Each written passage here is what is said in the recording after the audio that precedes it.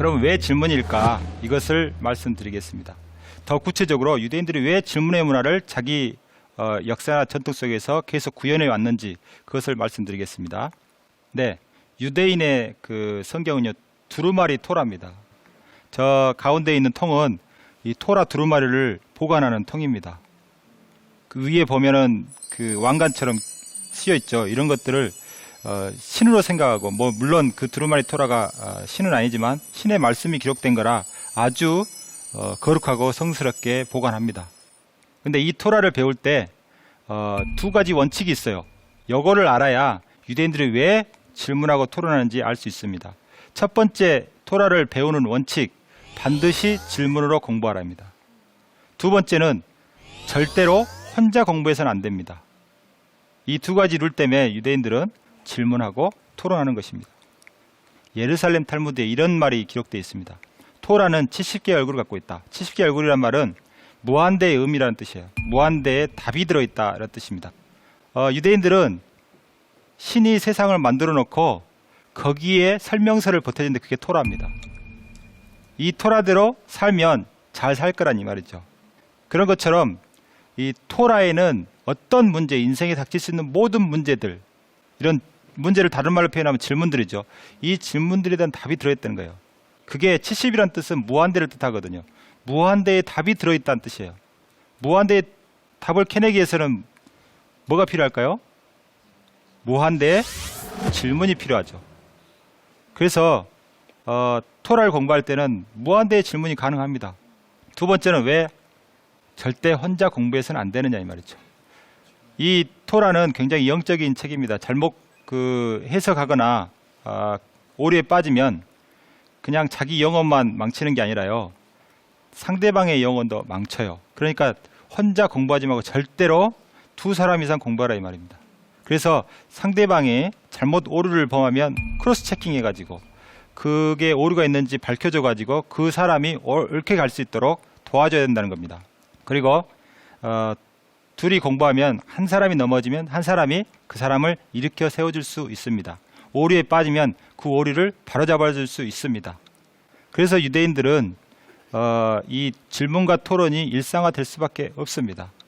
그리고 이제 질문과 토론, 다른 말로 표현하면 하브루타를 할 때는 반드시 선생이 필요하고요, 동료가 필요합니다. 둘이 서로 모르는 사람이 토론하면 여전히 모르겠죠. 그렇기 때문에 거기에 대해 잘 아는 선생님이 반드시 필요합니다. 그래서 이 마태복음에 보면 구하라, 찾아라, 두드려라 이런 말이 있습니다. 근데 다 목적어가 생략됐죠. 구하라 뭐, 찾아라 뭐, 두드려라 뭐. 이 성경에 생략되어 있기 때문에 이거를 좀 다르게 해석하는 분들이 있는데, 유대인들이 들으면 다 알아요. 구하라 누구를? 선생님을. 찾아라 누구를? 동료를. 두드려라 뭐를? 토라를. 그래서 선생님 모시고 동료와 함께 토라를 열심히 공부하면 토라 안에 들어있는 깊은 그 의미가 이렇게 나올 것이다 이 말이죠. 그걸 배울 수 있다 이 말이죠. 그렇게 배우면 무슨 유익이 있느냐? 한마디로 말씀드리면 신을 닮아갈 수 있어요. 성경의 안에는 진리라고 생각하거든. 신이 말한 진리를 말한 거기 때문에 그것을 내가 받아들이고 내 삶에 실천하면 조금씩 신을 닮아가는 경지에 이른다고 봅니다. 그리고 그 과정 속에서 내가 체화하는 과정 속에서 토론하고 질문함으로써 그냥 동떨어진 진리가 아니라 내 삶에서 살아 움직이는 그런 진리를 우리가 습득할 수 있고 그런 삶을 살 수가 있는 거죠. 이분은 안식일 식탁에 저를 초대한 랍비인데, 이건 제가 경험한 건데요, 저분이 젊은 랍비예요. 저를 초대했어요. 거기 안식일 식탁에 가면 금요일 저녁부터 토요일 저녁까지가 안식일이거든요. 해지기 직전까지가. 그런데 안식일 식탁은 굉장히 풍성한 식탁입니다. 아주 최고의 요리들이 나옵니다. 그런데 이분이 하도 질문을 해가지고 제가 그 맛있는 걸 잘 못 먹고 왔어요. 3시간 반을 거기서 있었는데 무슨 질문을 그렇게 많이 하는지.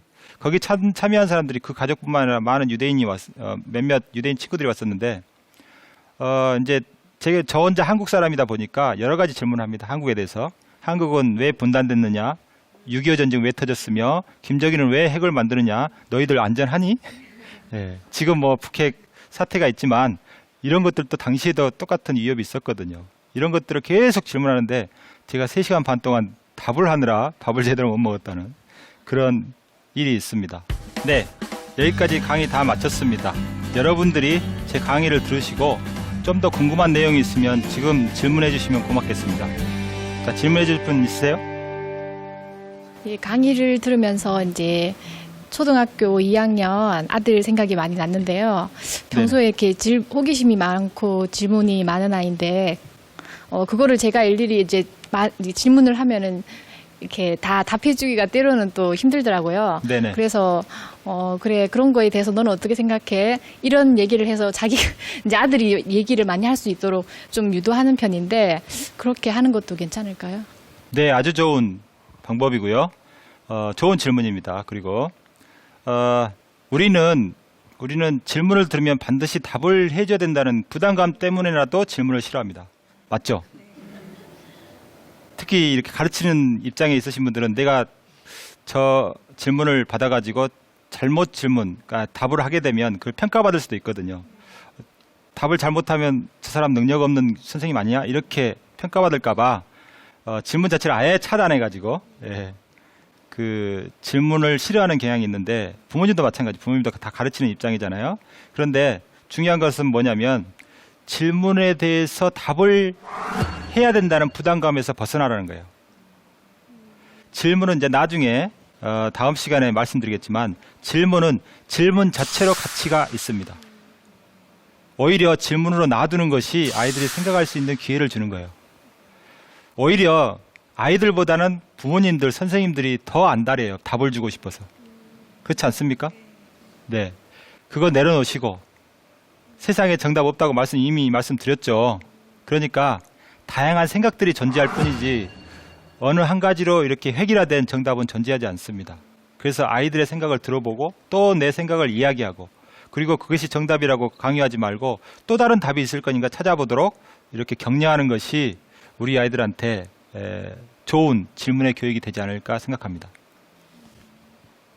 네. 이제 아까 대학생이 이제 질문을 하기 힘들어했던 이유 중 하나가 네. 내가 이게 옳은 질문을 하고 있는 건가에 대한 생각이었거든요. 그래서 좋은 질문을 하려면 어떻게 해야 하는지 궁금하거든요. 네. 좋은 질문은 처음부터 나오지 않습니다.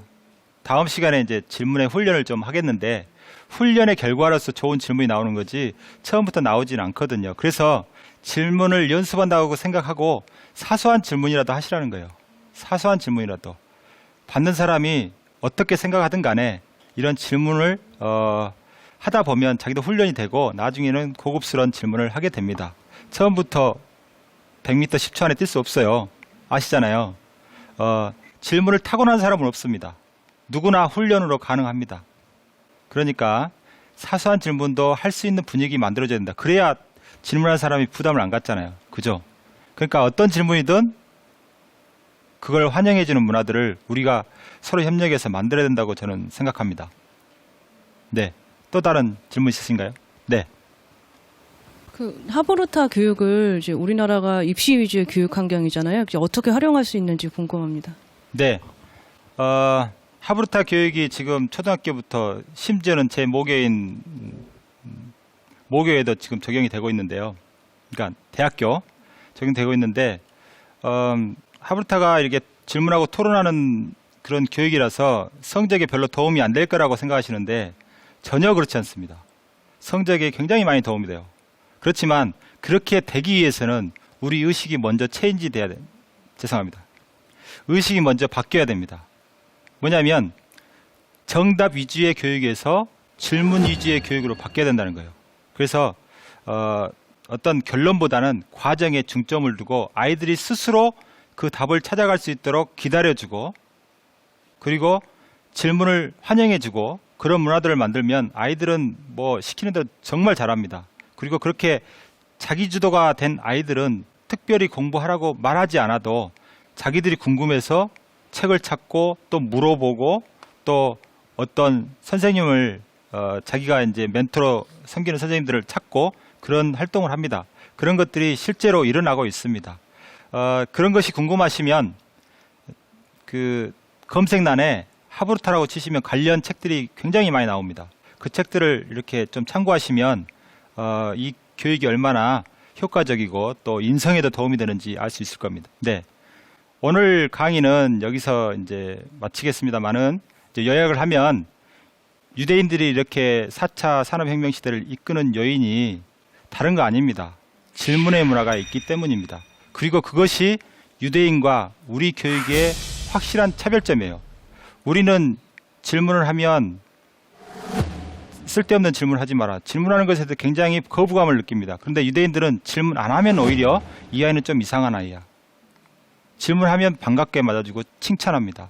그런 문화들이 있기 때문에 토론이 이어지는 것이죠. 다음 시간에는 우리가 이제 토론의 문화를 우리 문화 속에서 받아들이려면 어떻게 해야 될까? 그 첫 번째가 질문의 가치를 제대로 아는 것이 먼저라고 생각합니다.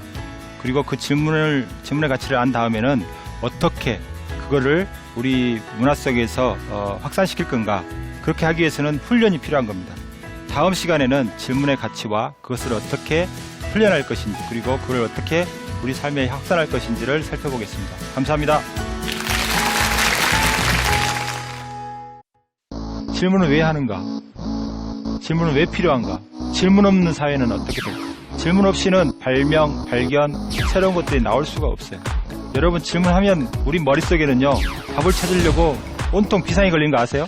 우리가 질문을 무시하면 이 가치들을 전혀 사용할 수가 없습니다. 질문을 했을 때 점점 더 많은 것을 반성하게 되고 자신이 이 질문을 통해서 드러나잖아요. 그러면 어떻게 하면 이 문제를 해결할까? 그 문제의식이 생긴다니까요. 질문을 천성적으로 잘하는 사람은 세상에 존재하지 않습니다. 단 한 명도 존재하지 않아요. 이건 훈련으로만 가는 거예요.